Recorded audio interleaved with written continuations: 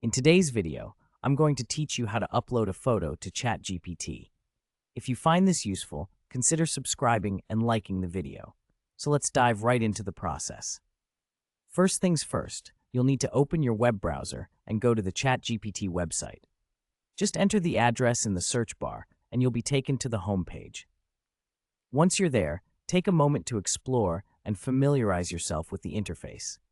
It's user-friendly, so you shouldn't have any trouble navigating your way through it. The next step is crucial. Look for the option that says Add Photos and Files. You can usually find this near the area where you input your text or questions. By clicking on this option, you will open up a dialog that allows you to choose files from your computer. Now it's time to select the picture you want to upload. When the file selection window appears, navigate to the folder where you have your image stored.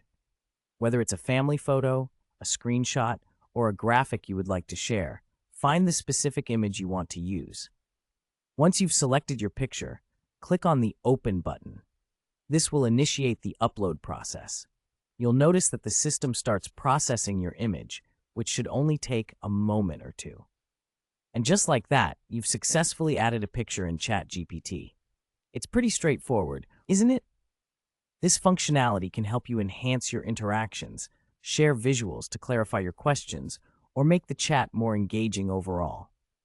Now, if you're looking to review your uploaded images, they should appear on your chat interface.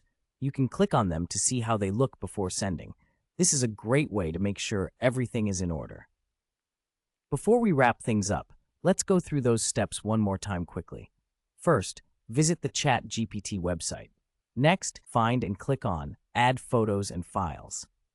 Then, choose your desired picture from your computer and hit Open. And voila, your image is uploaded. That's all there is to it. I hope you found this guide useful. Remember, the ability to share photos can really add an extra layer of communication, making it easier to convey ideas or get feedback on something visually.